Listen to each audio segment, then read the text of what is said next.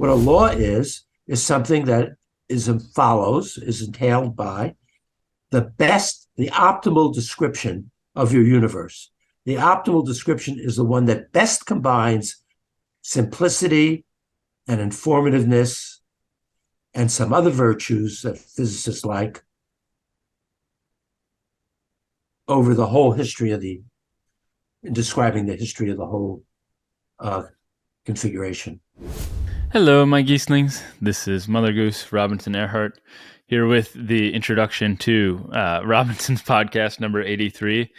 And this episode is with Barry Loewer, who's Distinguished Professor of Philosophy at Rutgers. And the reason that I'm laughing is I can see on the image there's just like a tail wagging around my chest, which is Pins, the podcat. And Barry and I, before we started our recording, were bonding over cats. He's a big cat person and just lost an important cat in his life, as did I recently. So that was nice to talk to him about. But anyway, back to the philosophical material at hand. Before coming to Rutgers, or going to Rutgers, I guess, since I'm here at Stanford, Barry did his PhD in philosophy at Stanford with Jaakko Hintikka, who's a towering figure in logic. And Barry did his work in modal logic, I think, with Jaakko, and he was also doing math logic at the time. But since then, more important to the conversation, though we do get into a lot of this stuff, Barry works largely in the philosophy of physics, the philosophy of science, metaphysics. There's probability in there as well. And quite relevant to the discussion today, he's also a good friend, perhaps a best friend, and frequent collaborator with another denizen of the Robinson's podcast universe, David Albert. And you might want to check out Barry's book on David. It's called, quite naturally, Essays on David Albert's Time and Chance. And it's their joint work on the Mentaculus, which is something approximating a probability map of the universe. As you'll hear from Barry, this comes from the movie A Serious Man. But this occupies a lot of our discussion today. Or, well, not today. We talked a few days ago, but in this episode. And Barry and David are best friends, so hopefully we'll see a collision of their probability map of the universe with the Robinson's podcast multiverse at some point. But there was actually also just a big conference at Johns Hopkins organized by Janan Ishmael on the next topic that we cover in this podcast, which is Barry's upcoming book, What Breathes Fire into the Equations, which is going to be published by Oxford and should be released this fall or early next year. And What Breathes Fire into the Equations is about laws, chance, fundamental ontology, and we also talk about statistical mechanics and a lot about probability. But that goes back to the Mentaculus. So some background that I think might be important or worth thinking a bit about, or at least discussing briefly in this introduction, that we don't talk much about on the episode, but that we take a bit for granted. One is counterfactual statements, which are roughly statements about what might have been. So if I hadn't eaten, I would have been sad. And counterfactuals have important metaphysical dimensions. They're really important for analyses of causation, for instance. But there's also epistemic questions about how we might have knowledge of possibilities. But it's more the metaphysical issues that are relevant to this conversation. And there's a great article on the Stanford Encyclopedia about this, about counterfactuals, by W. Starr that you might also want to check out. Now, another aspect of the conversation. We talk a lot about statistical mechanics, but I think a lot gets taken for granted. And I'm certainly not an expert on statistical mechanics at all. But there's another link to an SEP article by Roman Frigg and Charlotte Verndl in the description. But in case you don't check it out, I think it's worth me quoting just a few sentences from the top in case you don't look. So, statistical mechanics is the third pillar of modern physics, next to quantum theory and relativity theory, and its aim is to account for the macroscopic behavior of physical systems in terms of dynamical laws governing the microscopic constituents of these systems and probabilistic assumptions. So I certainly could not have just pulled that out of my hat. So I'm glad that I had that to read. Now, some final remarks. I always have to mention that reviews, comments, likes, subscribes, these are all endlessly appreciated. And I would be so grateful if you could leave or do any of those things. And then I also have this other channel on Twitch and YouTube, Robinson Eats, where I eat a pint of ice cream or something every morning, and I'm happy to talk with whoever shows up. So, without any further ado, I hope you enjoy this conversation as much as I enjoyed having it with Barry.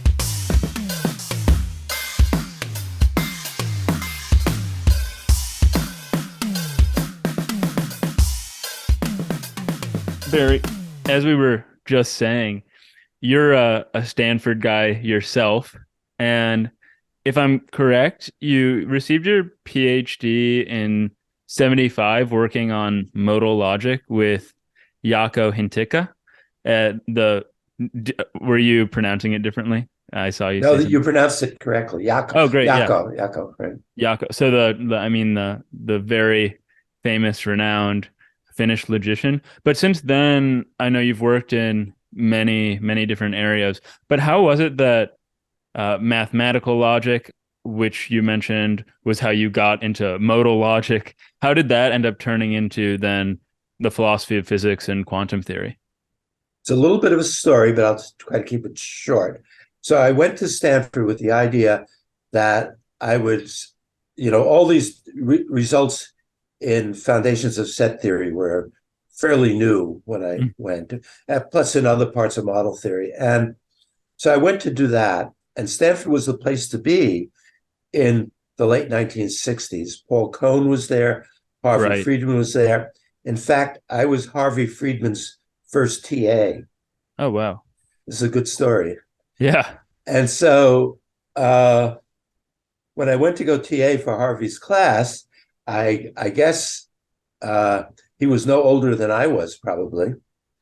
And because I had some background in mathematical logic, I was given the job to TA. It was a class for mostly philosophy students who wanted to catch up on mathematical logic before they took Solomon Pfefferman's class. I'm sure he's not around anymore, right? Pfefferman's probably died, right? Yeah, he passed away.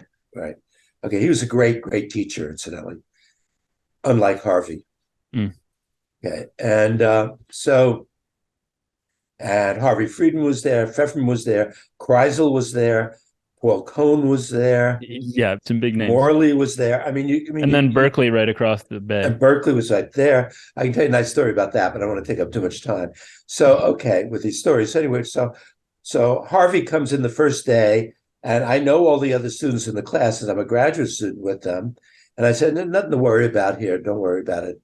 Because they were mostly people who were going to do, write their dissertations on Plato or on philosophy of language or something like that. And so Friedman comes in and he says to the board that at the turn of the 20th century, Hilbert wrote, I don't remember exactly, like 100 of the most important problems to be solved in mathematics, but 10, either they were the most important in mathematics or the most important in mathematical logic. I don't remember. And he wrote them on the board. And there were things like resolve what the status of the continuum hypothesis, the consistency of first and order, higher order logics, and so on and so on. So he had a big list of these problems. Then Friedman went through the list and he said, well, Gödel solved this one, check. Well, Tarski solved this one, check. Gödel solved this one, check. Kreisel says nobody's ever going to solve this one, X. Gödel solved this one, X. There were 3 left, and Friedman turned to the class and said that he, Friedman, will solve those 3. Remaining 3. I wish I knew exactly what they were or wrote it down. I don't believe he did. It's a tall order. Isn't that a cool story? It is. It is. How did that though turn into the modal logic and then the philosophy? Well, okay, and I also took Paul Cohn's set theory course, and I realized I was just not the mathematician that you got to be to do this kind of stuff. So I was very interested in modal logic anyway, and the Kripke stuff was all the rage. And I was taking a class with Hintica, and Hintica was very keen on promoting his approach to how to think about modal and epistemic and related logics, as opposed to Kripke's. Lewis was also there in the background, but Hintica really got me on the project. This is a story you may want to cut out of your podcast. I'm not saying you should. I'm just saying. Yeah. Wait, but first, did he invent epistemic logic, Hintica? Basically, yeah. Yeah. Okay. Yeah. I probably won't cut it out unless you want me to. Let's see what it is. Well, let's see what it is. Okay. Well, Jaakko is dead now, and I got along with him pretty well, but he basically ruined my life at Stanford. Because his project, he wanted me to write a dissertation comparing his and Kripke's approaches, demonstrating why his approach was superior. And unfortunately for me, I came to sort of the opposite conclusion. That's a rough spot. So it was a horrible thing. And then he left. So I got a job at the University of South Carolina after that. At first, I thought, I thought I would do something better than this, but it turned out to be very fortunate for me because I met the 2 most important philosophical influences of my life there. And what? I know one of them. One of them is David, of course. Yeah, David Albert. And the other one you probably never heard of, so I'll mention him right away. He stopped being a philosopher and became a mathematician, but he's one of the most important contributors to Bayesian decision theory there is. His name is Roger Rosenkranz. Are you interested in that stuff? Foundation statistics. Yeah, I would like to learn more about it. I'd love to do some podcasts on foundations and probability, that sort of thing. But I haven't studied any of it myself. I know that, Chaim and I were just talking about it yesterday about Pascal and the whole history of probability, but I've never studied it. Well, I'm back being intensely involved in understanding probability now from a somewhat different point of view, but I've always been very interested in foundation statistics and wrote a few papers with Roger. Are foundations of statistics and foundations of probability the same thing? No. No, okay. Of course, they're interrelated, but yeah. No, and the people who work on them often have screwy views about what's going on in the other place. When I was working, the big names, of course, Carnap was in the background about probability, but in statistics, well, what to say? Well, of course, Patrick Suppies, who I should mention here. I actually went to Stanford thinking I would work with Suppi. Okay, it's another good story. I thought I'd work with Suppies because I went to undergraduate school at Amherst, and I had a teacher there who was a co-classmate at Columbia, actually, with Suppies. So he sent me to Stanford and the smarter guy to Harvard in our class. I won't tell you who the smarter guy was. I think I turned out better. But anyway, so I went to Suppies. I walked into Suppies' office right after I got married at age 20, drove across country, landed there. I knew I had to go see Suppies. Before we even unpacked, just went to the apartment, and does 8C Barnes still exist? The student housing still exists?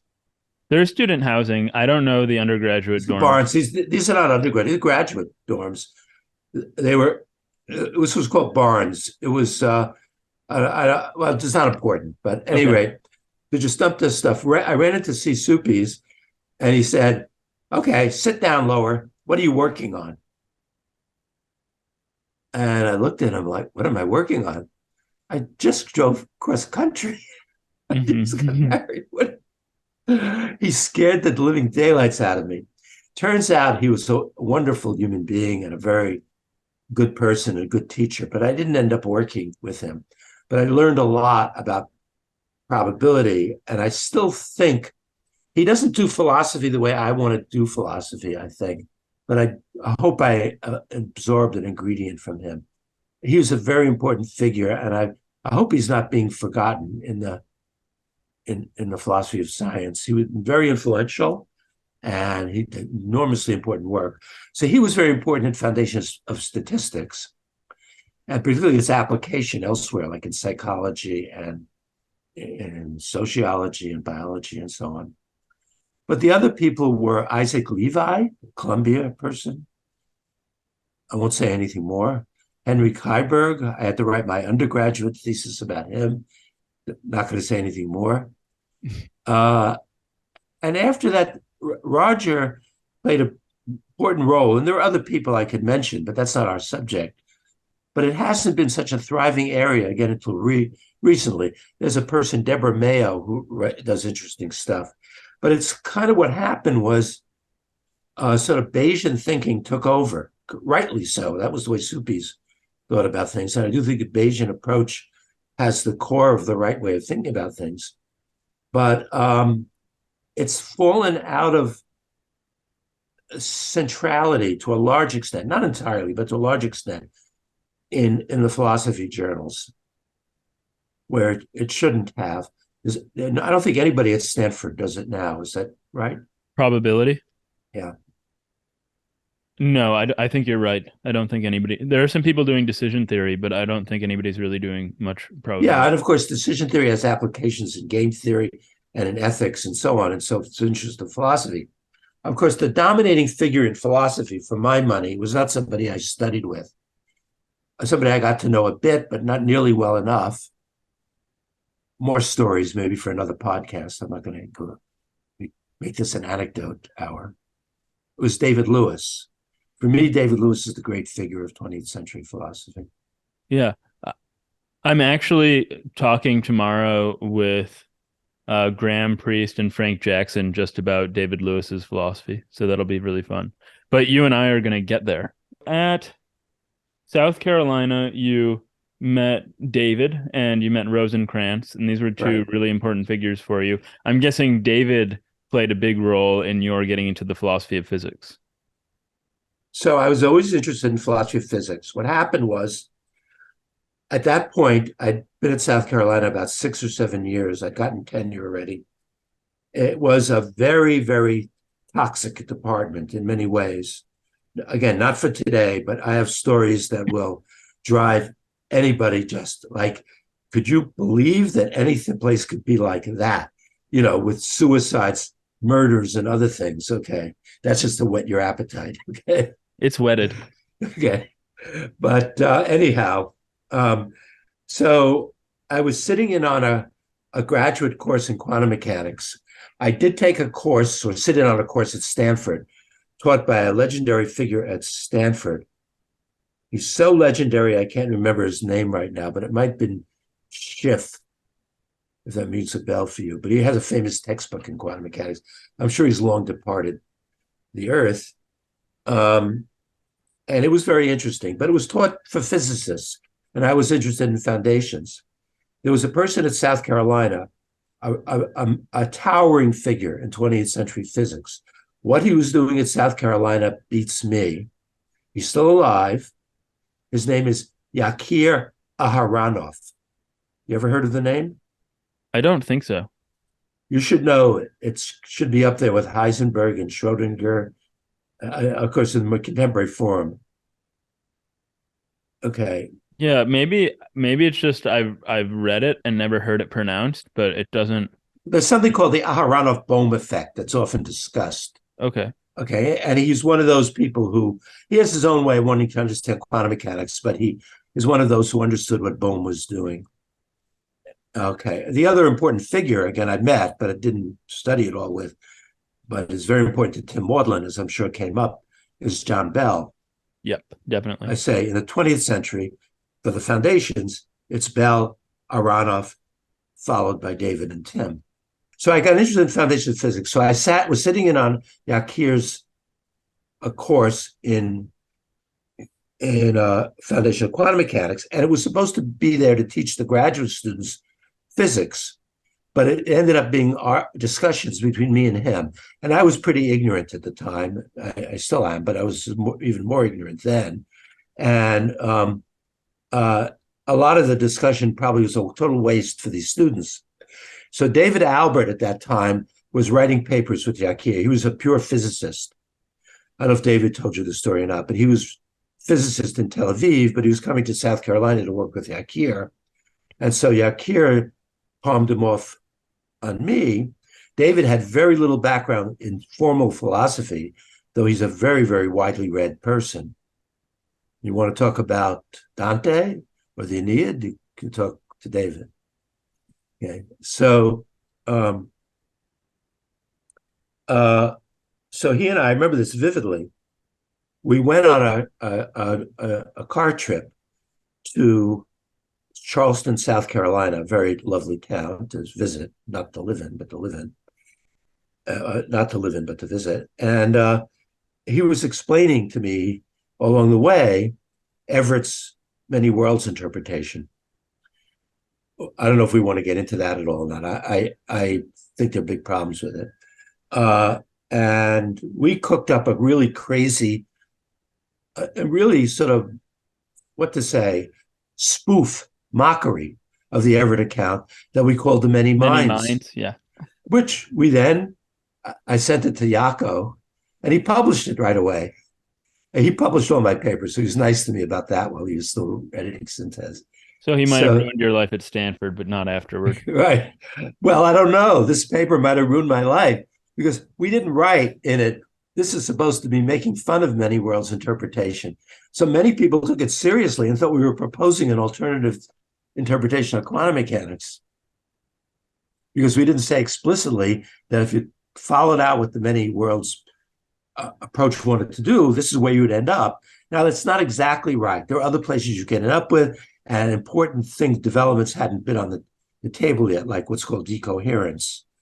But the major issues are there, and we dealt with them with this many minds approach. And so we wrote a few papers together. We became very close friends. And I think I played a somewhat reasonable role in David becoming a philosopher, actually, and going to. I think he got his job at Columbia because he's an enormously talented person. Mm-hmm. And lucky for me, I feel like I'm the person who ended up being at the right spot at the right time. I may be misusing this, but the Woody Allen movie pops to mind where Woody Allen ends up showing up at all these important historical events. Do you know what I mean? I haven't seen this movie. Okay. Well, anyway, so because as soon as I got to Rutgers. Wait, I'm thinking of that sort of happens at like Midnight in Paris with Owen Wilson. But maybe I don't have a good memory. But at any rate, so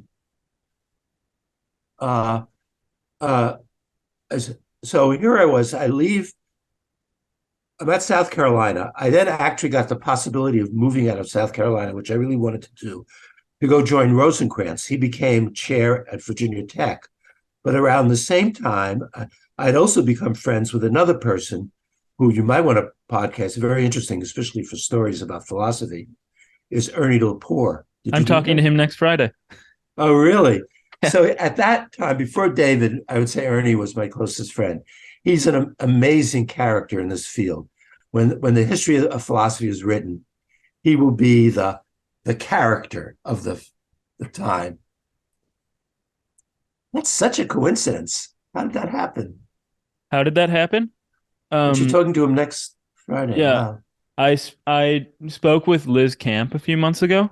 Uh-huh. And I really enjoyed our conversation, and we talked a fair bit about Emily Dickinson and then a course she taught Uh, with Ernie and Joyce Carol Oates on philosophy and literature. And I just enjoyed that conversation so much and talking about the philosophy of literature that I wanted to talk with Ernie about language and literature. Ernie's a really interesting guy.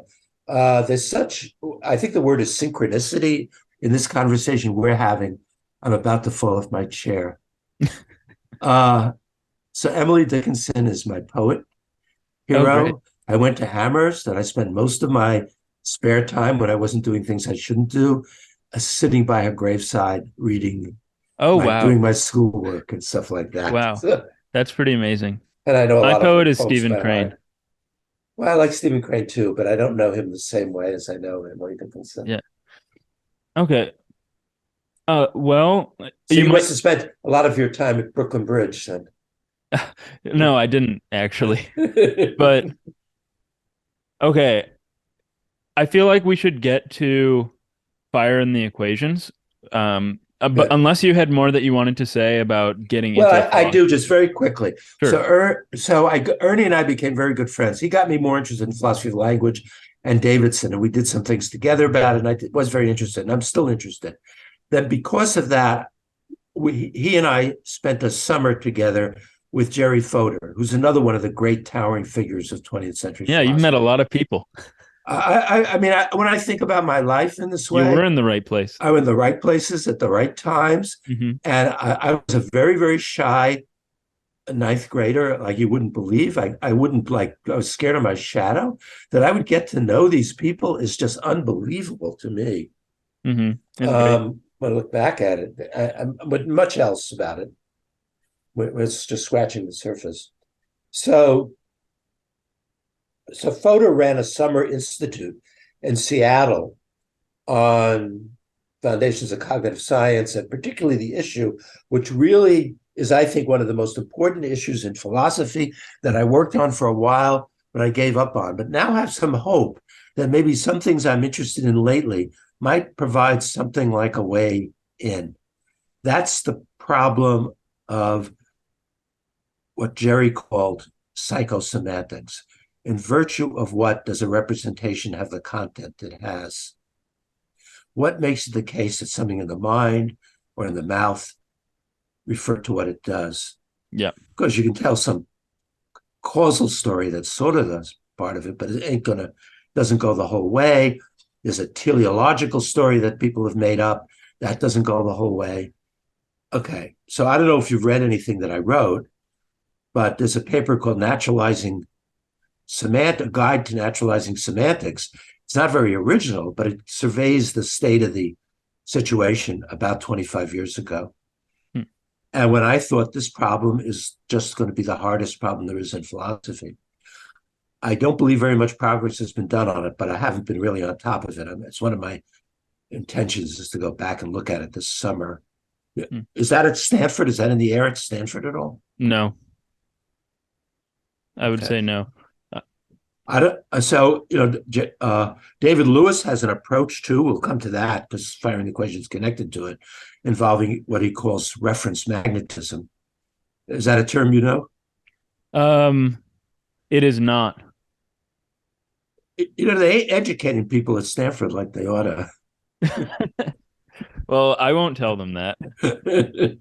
But well, the first thing though, so firing the equations, as I take it, it's about laws, chances, fundamental ontology.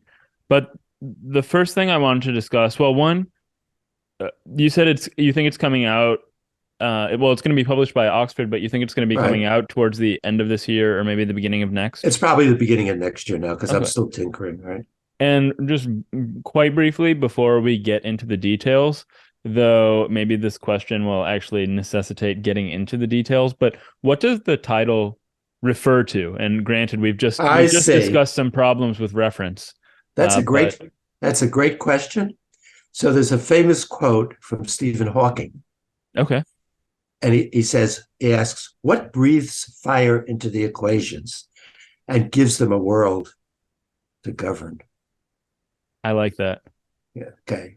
So originally, the title was going to be What Breathes Fire into the Equations. But then a friend of mine, person you're probably going to interview also, Louise Anthony, I haven't sent an invitation yet, but she's maybe. she's a very she's a live wire and really important figure in philosophy of mind and Okay. feminist philosophy. Okay, Okay, great. okay, Adding that to my list. okay, okay. And so she suggested just fire in the equations, and I think she might be right, but we'll see. I have a grandson who's going to do the drawing for the cover. I think they'll let me do it. He already did sketches of it. It's a dragon breathing equations in flames. So it's a very nice picture. So, Sounds fitting too. I like it. okay. So anyway, so that's what it refers to. It probably has no bearing at all to what Hawking had in mind. Hmm. I really don't know what Hawking had in mind. I did see Hawking once. I was in his presence. I guarantee you he had no idea that I was in his presence, not only because he was all hooked up and stuff like that, but there was a number of other people around us at a conference we're in the Canary Islands, I think, a long time ago. Anyway, so okay, so when I started talking to David, we got interested in foundations of quantum mechanics. I had previously been interested in the nature of laws and particularly counterfactuals. I had written some papers about counterfactuals before there, mostly from my modal logic background about the logic of counterfactuals, where I thought I showed something sort of interesting. I made a sort of bridge between Nelson Goodman's way of thinking about counterfactuals and David Lewis's way of thinking about counterfactuals. It wasn't deep, but it was just a logic level. But I was thinking about what makes counterfactuals true or false, if they are true or false. And that's been an important question, which now has branched out all over the place. The way it's being treated in philosophy of language, incidentally, is very, very different from the way I want to treat it. And David Lewis himself, I think, was driven often, not just in this case. David Lewis, of course, is the great figure of counterfactuals in the 20th century. After Goodman started the ball rolling, and then Lewis wrote this great paper. It's one of the great papers of the 20th century. I think it's called Counterfactuals and the Arrows of Time. So great, I can't remember the title exactly. But so Lewis's paper is in his volume 2 of his collected papers. Is a very, very important paper because he tries to lay down what ordinary facts make counterfactuals right or wrong or true or false. He thinks they are true or false, in part because he thinks he can build a kind of causation and a kind of rational decision making, and so on, out of counterfactuals. So when I first met David Albert, there are a lot of Davids in this story. When I first met David Albert had no idea who David Lewis was. I started telling him a lot about it because I had recently discovered David Lewis and thought I'd basically found Aristotle. Mm-hmm. And he got very interested in it. And I realized that we could make certain interesting connections about stuff that we got interested in together with that. Now, I don't know if you want to hear the whole story, but I wrote a few papers about counterfactuals. David Albert was very interested in the foundations of statistical mechanics. And this should be the most part of our interview. Statistical mechanics is a gold mine for philosophers. They haven't scratched the surface.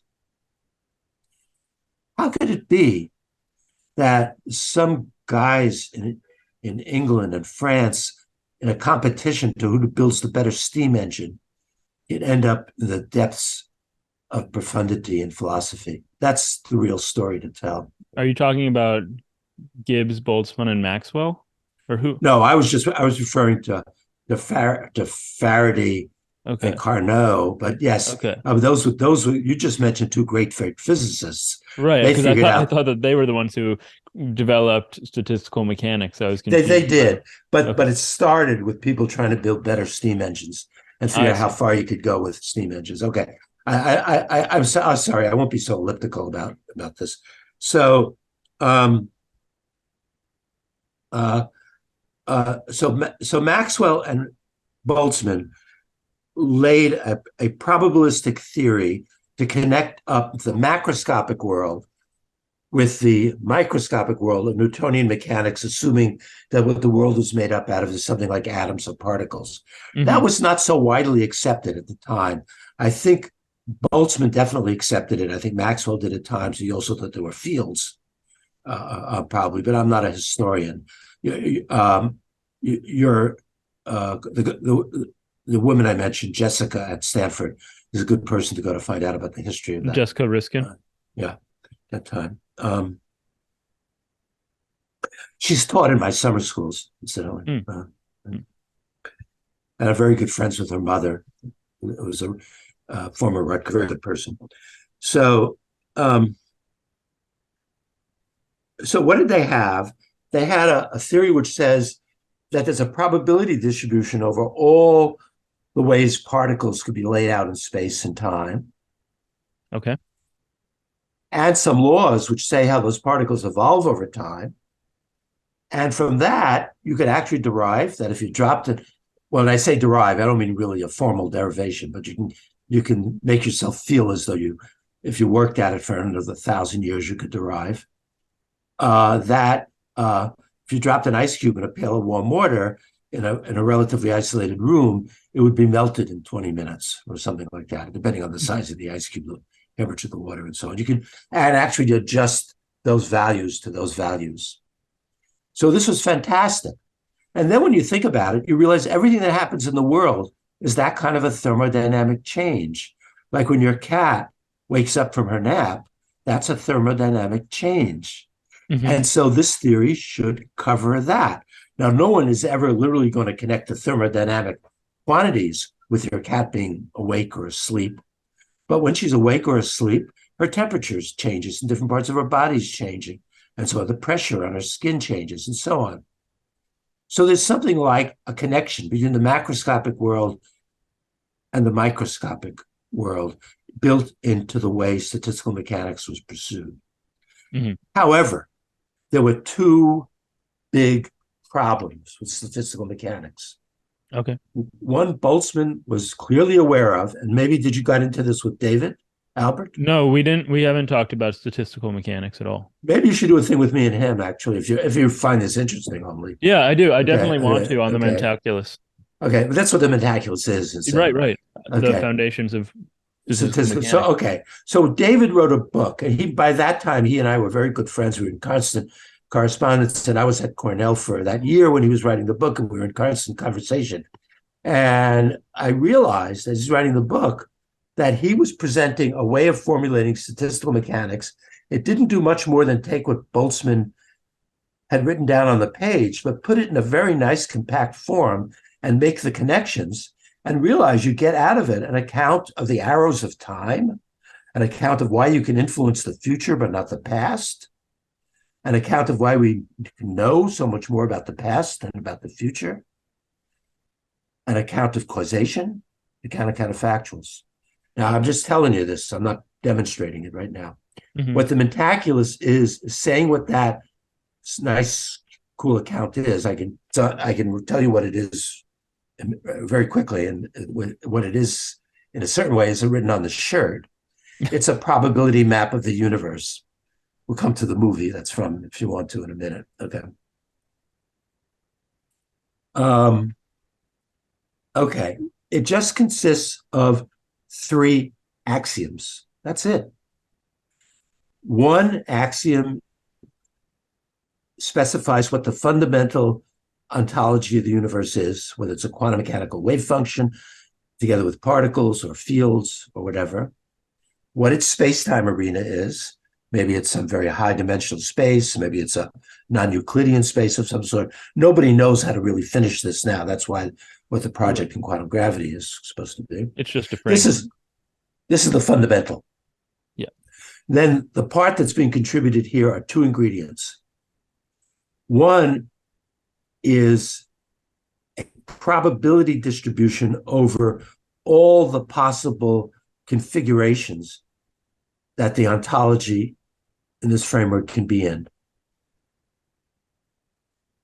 The other ingredient is Can a you say claim. more about what it means for there to be a probability distribution over this fundamental ontology? Not only can I, that's where we're going. Okay. Okay, great. So one problem, that was one thing that was missing. You need to be explicit. Boltzmann kind of headed that in. Unfortunately, he didn't really say more about what it means to be a probability distribution. We'll get there in a second. The other ingredient is super, super important. It's one of David Albert's most important contributions. He made many to philosophy. It's that there's enormous philosophical import of a claim about the way the universe was at one particular time. At one particular time, a certain quantity called entropy of the universe was very, very, very, very tiny. This was already known. Roger Penrose actually calculated its value in his book of his called The Emperor's New Mind. But David puts this as a claim about the universe, something like a law about the universe. And what time is this? Well, it's the time that we now call the past. But we're not claiming that this was at a time in the past. We're now claiming that this was at a time, and then we will give arguments to show that this was the past, because it has all the earmarks that things in that direction is in the past. Does that make some sense? Yeah. Good. I really like students when I teach this stuff to get that point. That's a philosophically important point. Okay, good.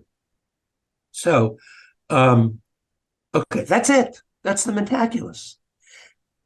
You take that, you take any proposition at all, as long as it's made true or false by microphysical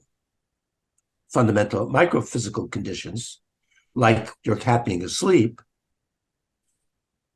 there'll be a probability distribution associated with the statement, your cat is asleep. There'll be a probability over the statement that your cat is asleep. Now, of course, most of these probabilities are completely uninteresting, period, because we're not interested in probabilities of bald statements like that. We're usually working with conditional probabilities, and they're conditional on an enormous amount of information that we have.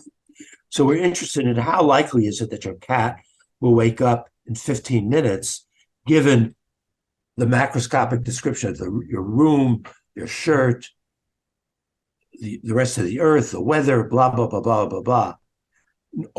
Usually it's the case for a lot of things in our world, what's going on outside the room won't make a difference. So like for coins and coin flipping, what's going on outside the room within reason won't make any difference. Change the weather, the coin goes the same way. Well, it would make the most minute possible difference, but it would minute. We didn't care about it. It wouldn't change the probability distribution in any salient way. That's correct. That's a good correction. That's right. Okay. What is that? That is a probability map of the universe. You see why I'm saying that? Because now for any two propositions, A and B, this theory will spit out probability of B given A. So, probability was an interesting idea that was introduced. I mean, it goes way back. There were games of chance in ancient Egypt and Greece. And I even read that Maimonides tried to figure out some things about the mathematics of probability. And Roger Bacon did later. And then around 1668, I think that's the right year, Pascal, the famous mathematician, I think it's 64, but let's check because this is an important date. I think you're right. Nuts. My memory I have a very visual memory. It's very bad problem. Or maybe it's 62. And well, he had an intense religious vision. But you keep going on the night of 1664. Okay, let's get this straight. Okay. Anyhow, what happened was he was a guy about town, and he was friends with all the high flyers. And one of them was a nobleman who likes to gamble, but the king liked to take it to get his share of any gambling that went on. But they were doing gambling without the king. So the king's soldiers came, according to the story, and raided the game. So they had to stop the game. And the Chevalier de la Mer, that was what he's called, was asked Pascal to figure out how they should divide up the savings. So Pascal had to do some mathematics. 54. 64? 1654. We were both wrong. 54. Interesting. Okay. I have to correct it every place, I think, especially in my brain. All right. So the notion of probability started being used, and at first it was often thought that the realm of probability and the realm of law were different. But this was puzzled people because laws supposedly governed everything. Okay, and they're also supposed to come from God. Right. Okay, we'll come back to that maybe in a minute. Yeah. That's okay. So, so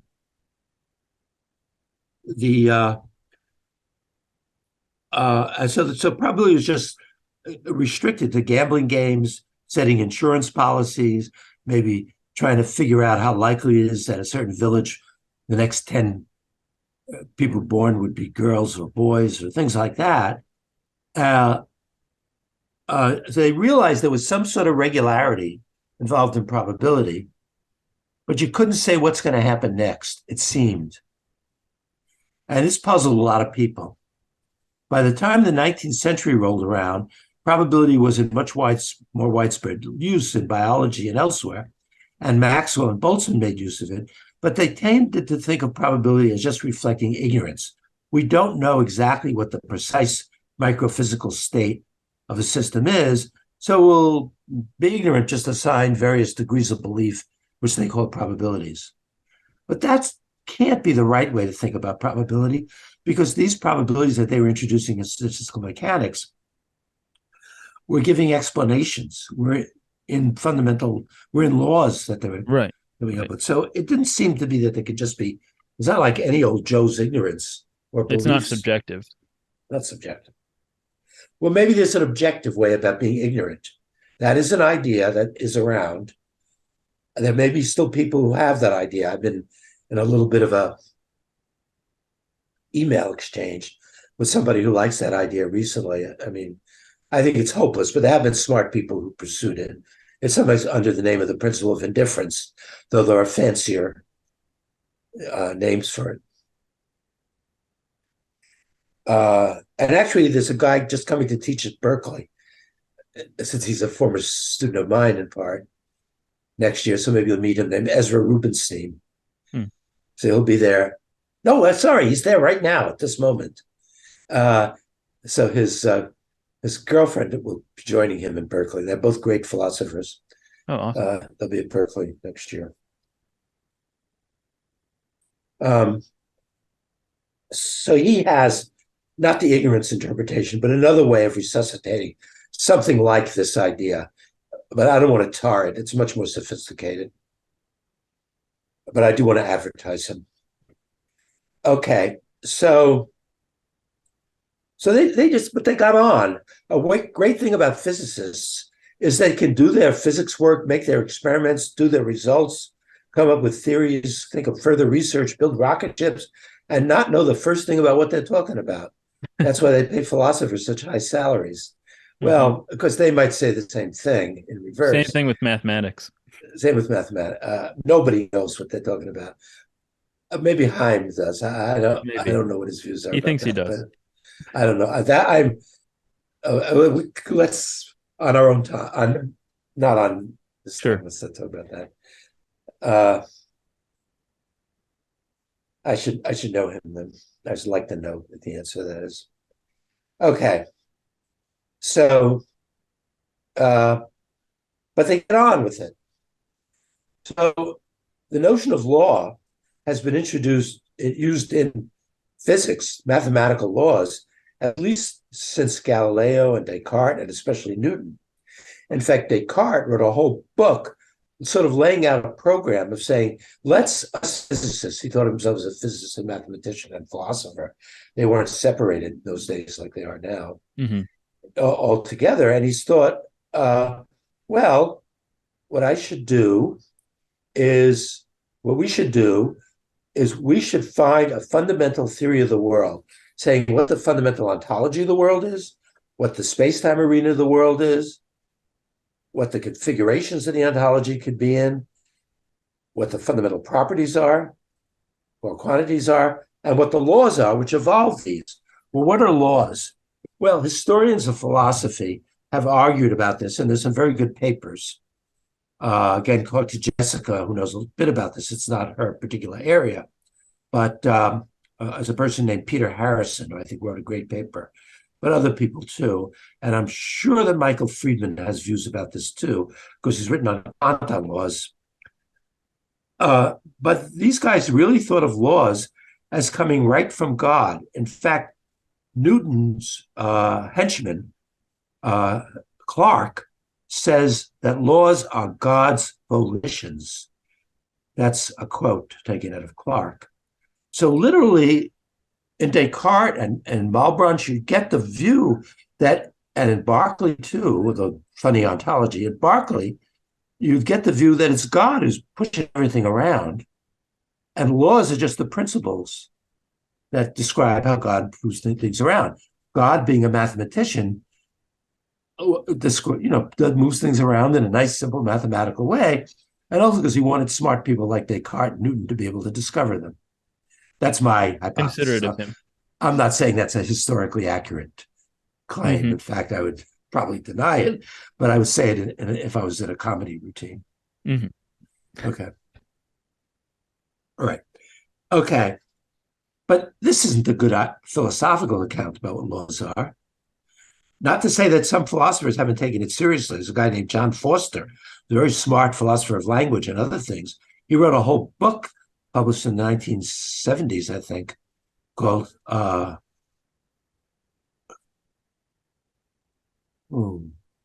something like Laws is God's Command, or something like that.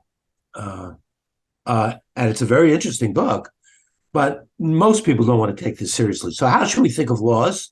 Well, one idea is to say that, well, there's fundamental ontology, but in reality, there are also these things called laws over and above the fundamental ontology. That's called a non-Humean view. We'll get back to probability very soon. One way of being a non-Humean is the way that Tim Maudlin is.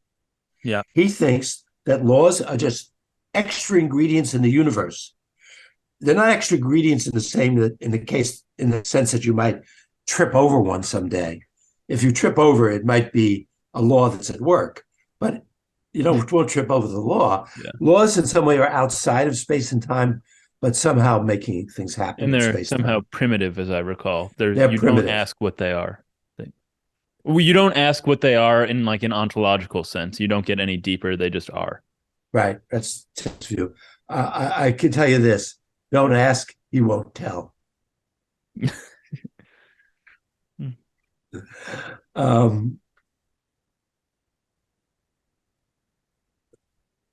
Recently, he invited me to his class for me and him to sort of spar around about this for 2 hours. It was a lot of fun. Oh, yeah, I'm sure. That sounds good. Okay. So, and also I should mention his books in philosophy of physics are the places to go if you want to find out what's going on in philosophy of physics. There's 2 books on space-time and on quantum mechanics. Yeah, I've loved talking with him. We've done one episode, just me and him, and then one with him and David, but I'd really love to see him arguing with someone because he's very adamant about his positions. He is.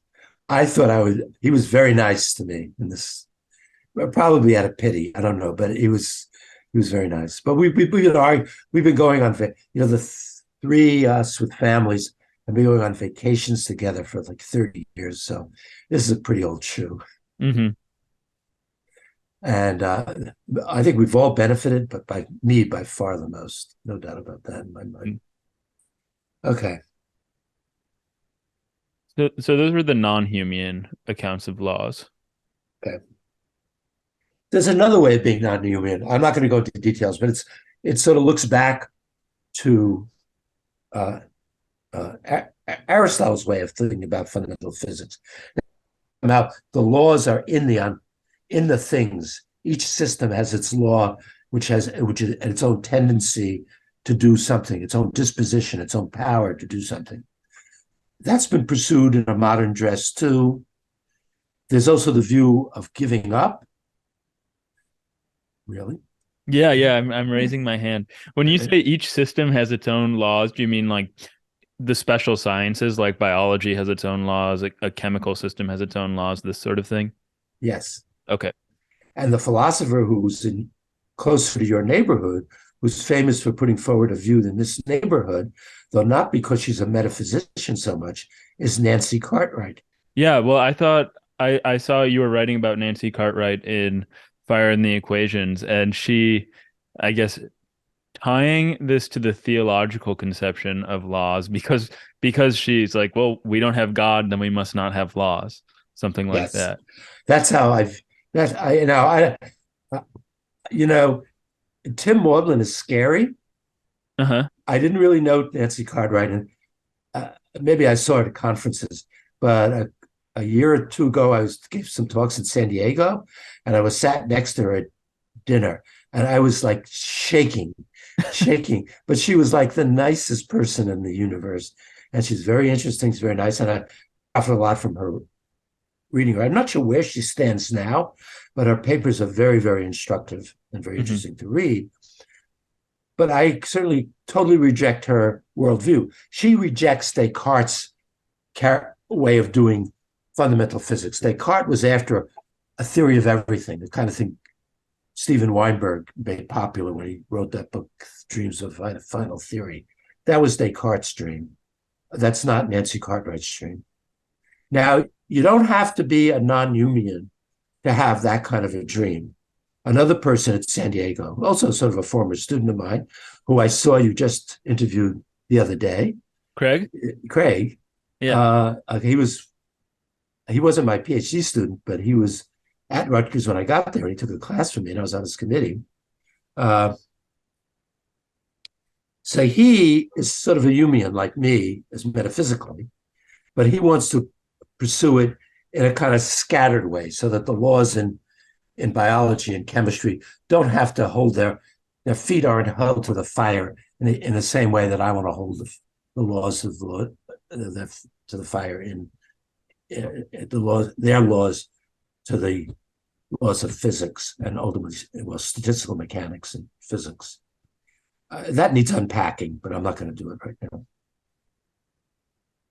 Okay. So the idea of the metaphysics of laws was a subject that was laid mostly undiscussed. Peirce brings it up a little bit, and some other people, but through the reign of positivism, it just wasn't a polite question to ask what in the universe corresponds to laws. Mood was more sort of instrumentalist or positivist or I don't know what. Okay. So it wasn't until the 1970s that people started really thinking about what laws might be. David Armstrong had this interesting view, which is a little bit like Tim Maudlin's view. Maudlin's is a more sophisticated, up-to-date view, but Armstrong had the view that what there are in reality in metaphysics are these universals, and some of them are connected by a relation that he called contingent necessitation. See if you can get that one down your throat. Contingent necessitation. Seems contradictory. Okay. But, he, of course, developed this. It wasn't contradictory. It was probably plenty problematic, but it wasn't a contradiction. Okay, so David Armstrong was a big figure those days, and he and Lewis were much in interaction.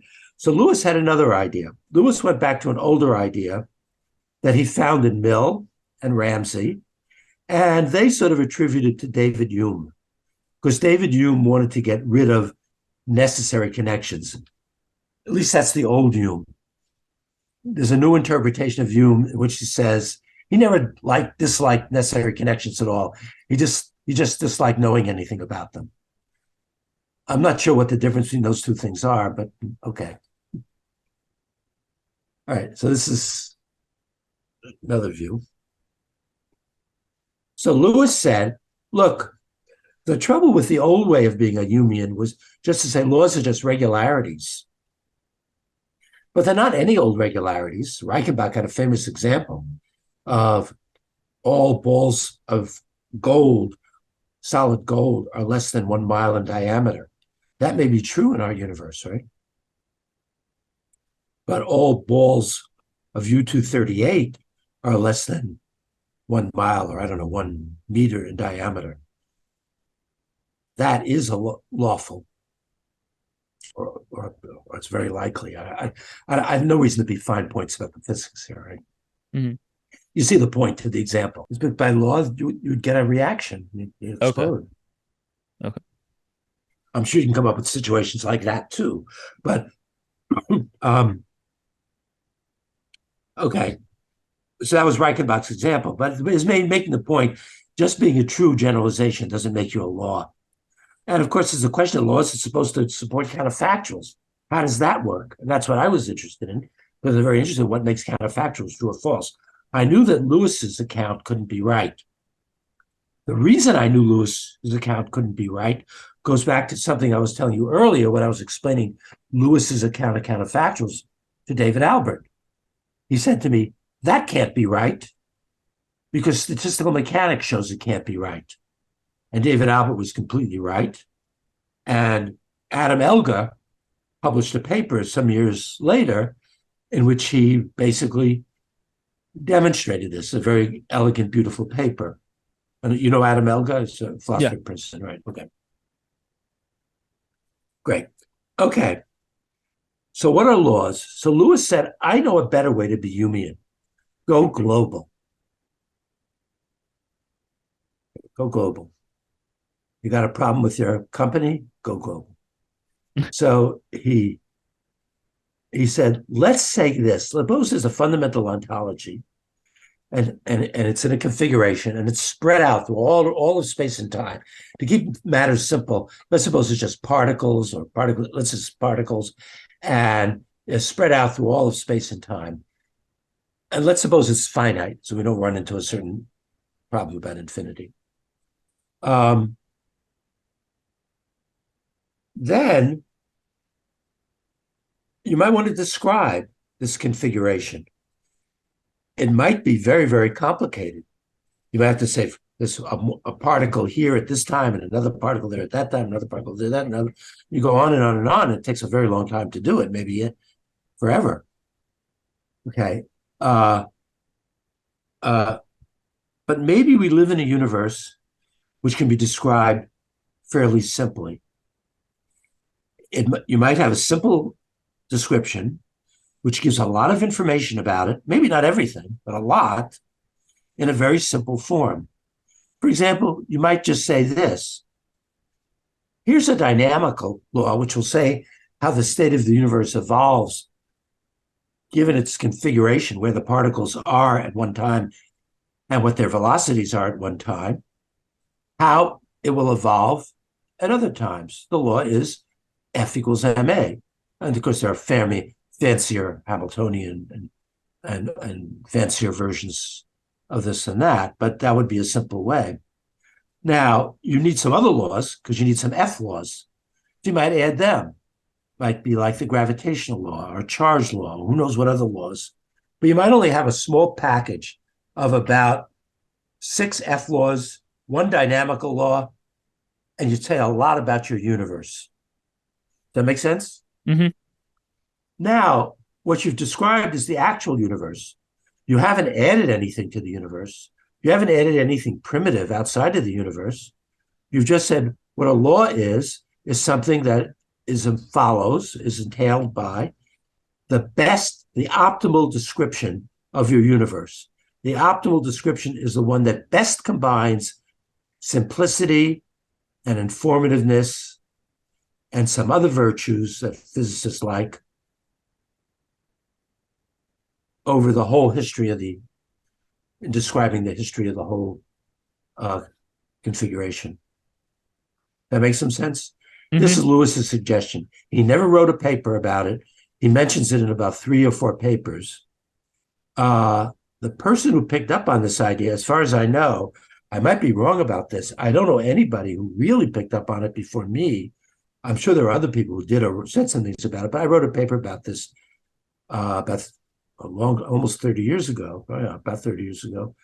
And I realized this is something really interesting because you could also show how it fits together with Lewis's theory of counterfactuals in a very cool way, so that you get a theory in which there are laws which make no more demands on ontology than the actual world, which together with his theory of counterfactuals, which I'm just going to tell you, but we can talk about later, also make no more demands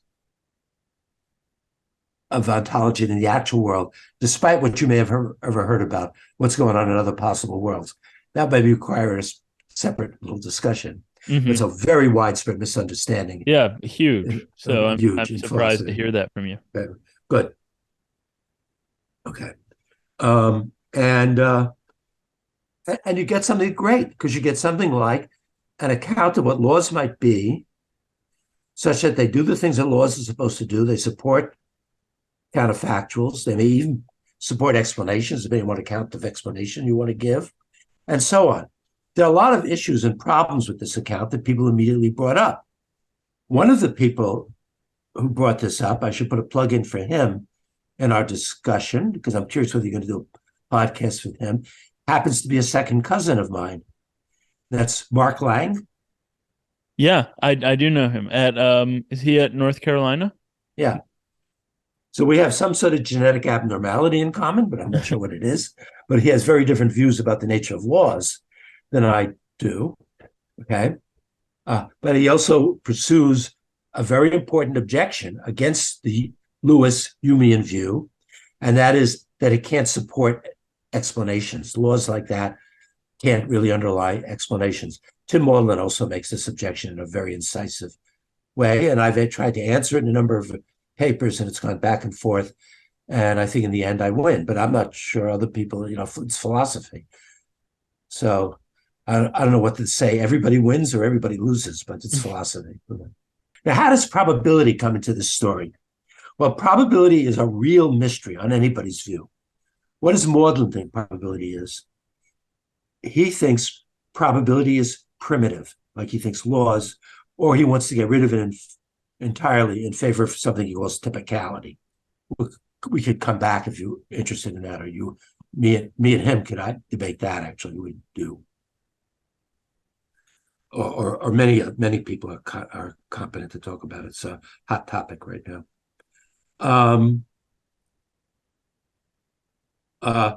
So that's one approach. Popper had an idea something like this. He thought of probabilities as being primitive propensities.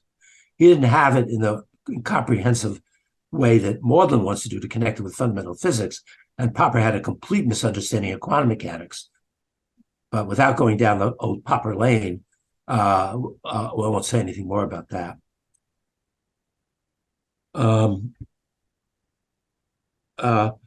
You could be a frequentist. Well, there's an actual frequency view, but Alan Hayek, who I wanted to talk about earlier, maybe anyway, he's the top person in probability nowadays, and he wrote a paper called 15 Things Wrong with Actual Frequency Views. You could have a hypothetical frequency view.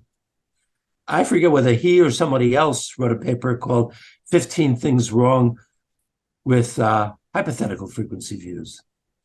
And I know that Anthony Eagle wrote a paper called 15 Things Wrong with Propensity Views, because I just read it the other day. There happen to just be 15 things wrong with everything. No, they just ran out of journal space.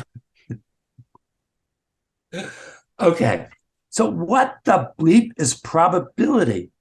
You could see why Di Finetti and maybe Savage, who Suppies was a great proponent of, wanted to just give up and say, all there is subjective probability. Maybe we can make do with just subjective probability. And Di Finetti and Savage did go a long distance by showing how, if you had degrees of belief of a certain sort, it was as if you believed there were objective probabilities when there really aren't. So they went a long way, but it doesn't go all the way. Again, it's a big, long, separate discussion. Good. So what's there left? Lewis had a great idea. He just, in my view, mentions it. He doesn't develop it the way he does develop it. He doesn't realize what a gold mine he has. And furthermore, he thinks it has a big problem it doesn't have. Here's his idea. Laws for Lewis are just summaries. They're aids to systematization. They systematize what's there. They systematize. Systematization is the name of the game. Laws systematize. What probability is something we introduce into our language in order to help us systematize. Let me give you an example. Take a long sequence of heads and tails. It's not meant to be a real life example because the world isn't just heads and tails. But suppose the world consists of H, H, T, T, T, H, T, T, H, T, T, T, T, H, T, T, T, in some crazy looking way on a few thousand things. Somebody might look at that and you might ask someone, tell me what's in that sequence. You might say, well, first there's an H, and then there's an H, then there's a T, then you say, no, I'm getting tired. Can't tell me in a simple way. Tell me a lot about that.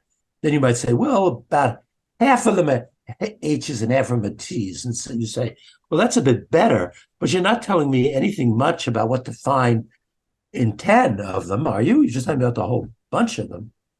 And then somebody says, well, look, if I introduce this function, a probability function, it has a nice mathematics that's been lying around. If I introduce it as an aid to systematization, I could say that the probability of an H is a half and the probability of a T is a half, and the individual outcomes are independent.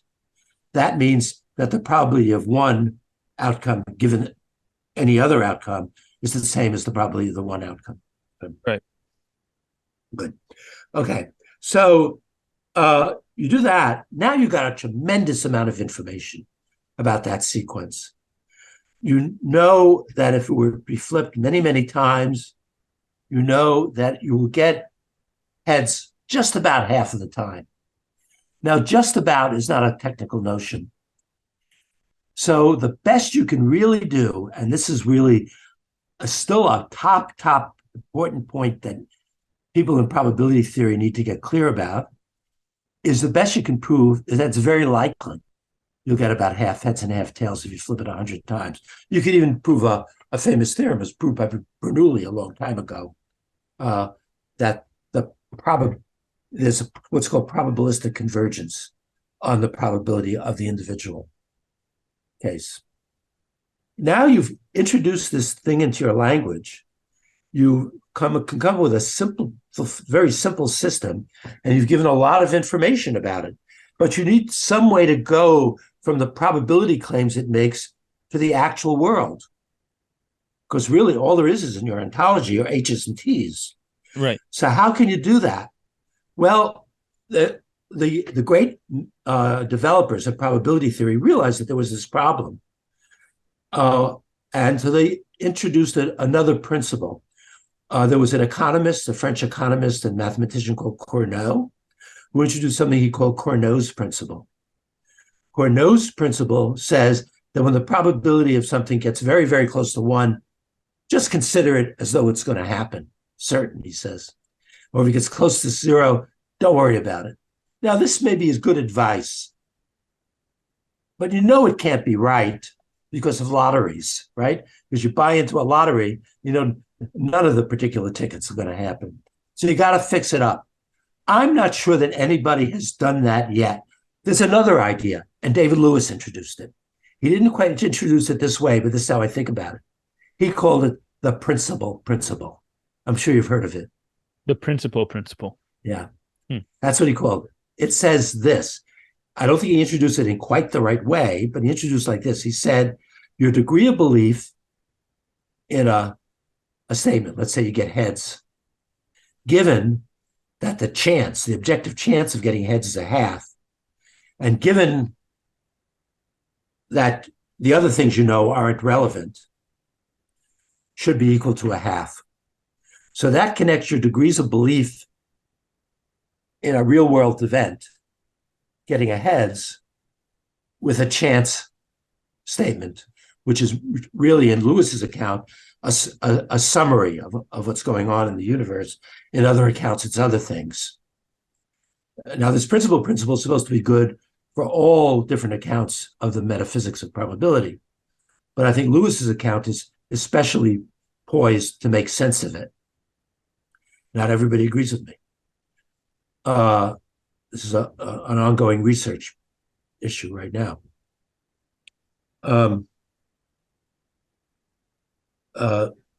Lewis, though, saw immediately there was a problem squaring his principal with his Humean account of probability and laws. They're inconsistent, he thought. Now, in fact, they're not literally inconsistent. To get an inconsistency, you got to add something, but I don't go into the technical details.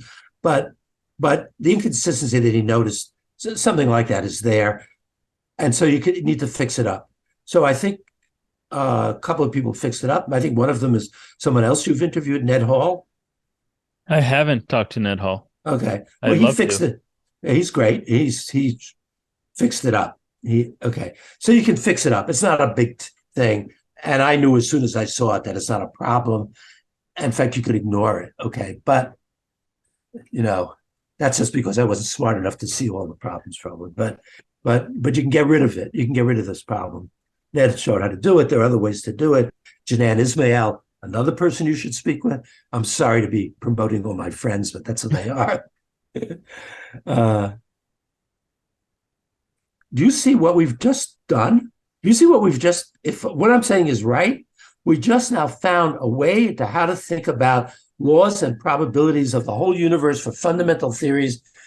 We can do some work to extend it to special science theories and just weather reports. That's where the Mentaculus will come in. We'll come back to that in 1 second. Weather reports. But we've done a tremendous amount if this is right. I feel very enthusiastic and excited about this. And I think for me personally, I don't want to toot my own horn, really. But if I really found something, it's only because I was at the right place at the right time, honestly. Mm-hmm. And I saw what was going on, and these other people, Lewis, David Albert, and the other people we've talked about. Okay, so great. Okay, let's back to the Mentaculus. Mm-hmm. The Mentaculus then will have as its laws the fundamental dynamical laws. Let's take Newtonian mechanics so we have a model in mind, even though we know it's not right. Mm-hmm.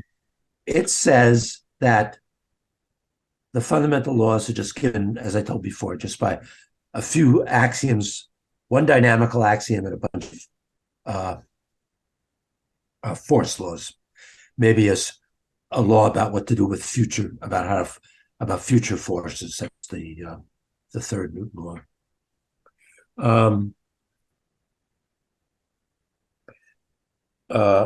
Then we got to add to it the statement that the entropy of the universe was very, very small at one time.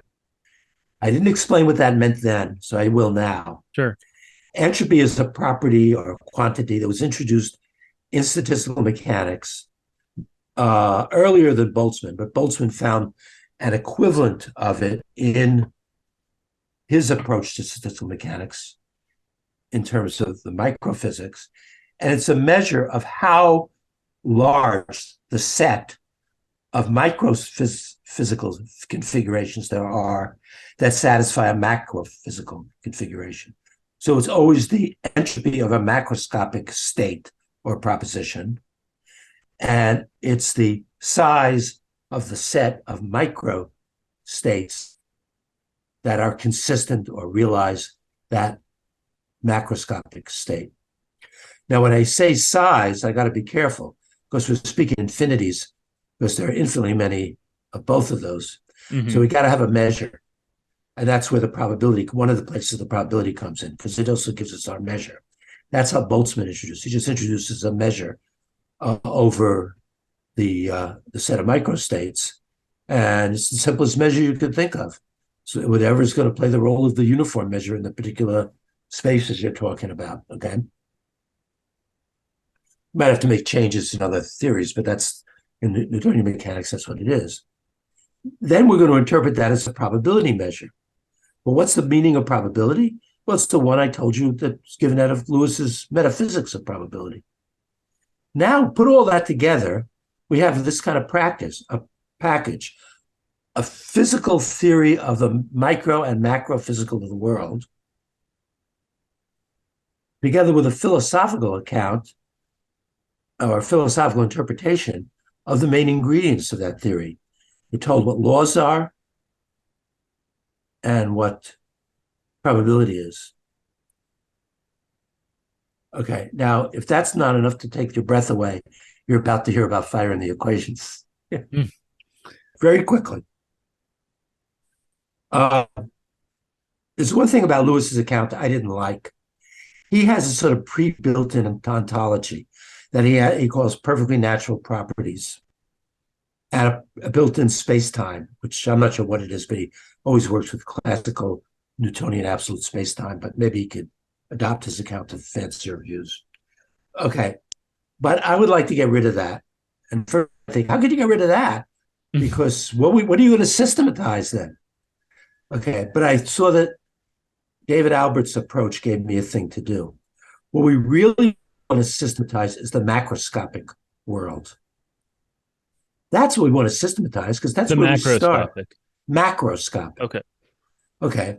Described in our ordinary macroscopic languages. But let's stick with thermodynamic language first, where we give the thermodynamic state of things in small regions of space-time. If we can systematize all that, that's really great. But in the course of systematizing that, we just can't systematize it as it stands. We're going to have to introduce further ontology, as physics has to do, in order to come up with a good systematization of that, like particles that make up the macroscopic states, and maybe further ontology, like quantum mechanical wave functions and other things. To take you on a tour through the details would be not something we can do now.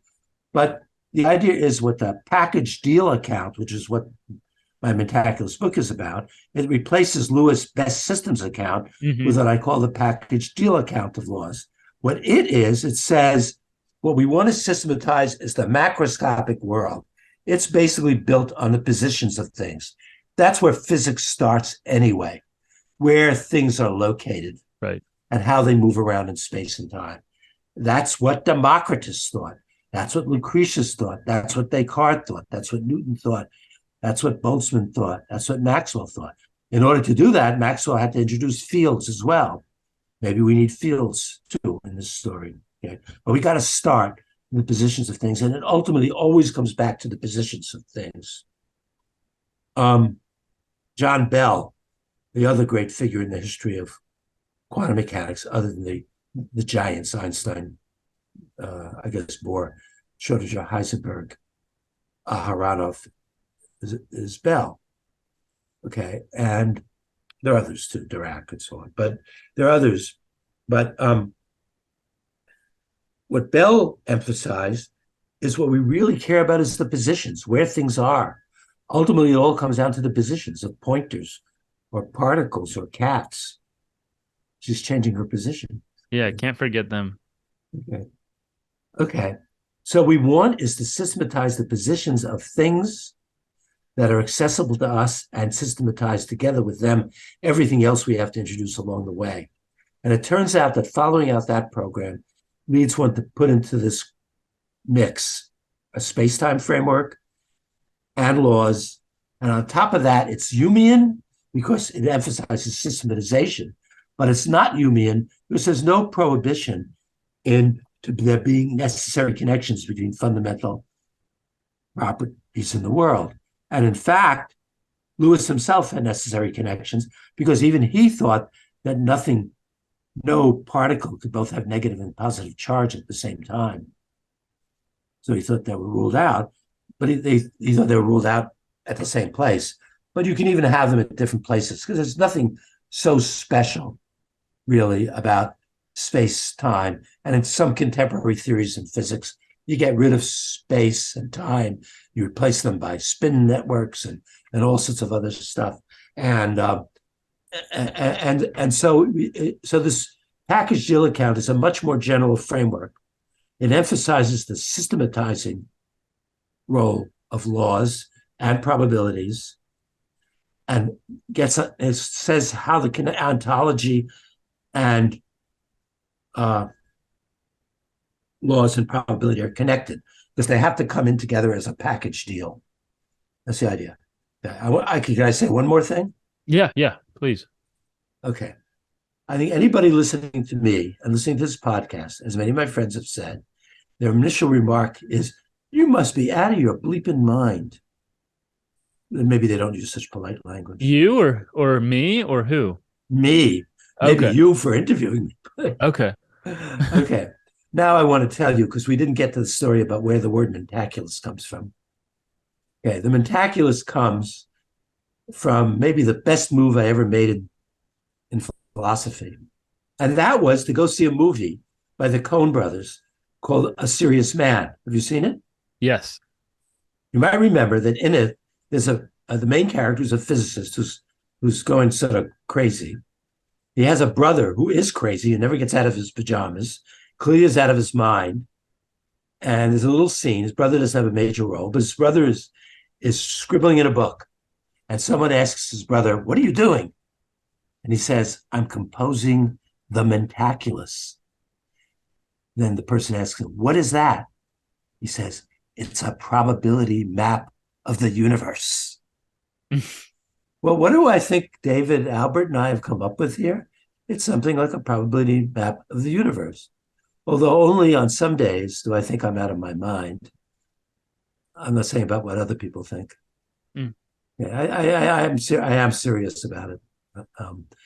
And the last thing, and this might inspire other people to get into philosophy, is through it, David, Albert, and I have gotten to know Ethan Cohn pretty well. So we meet him for lunch pretty regularly now. Oh, that's really cool.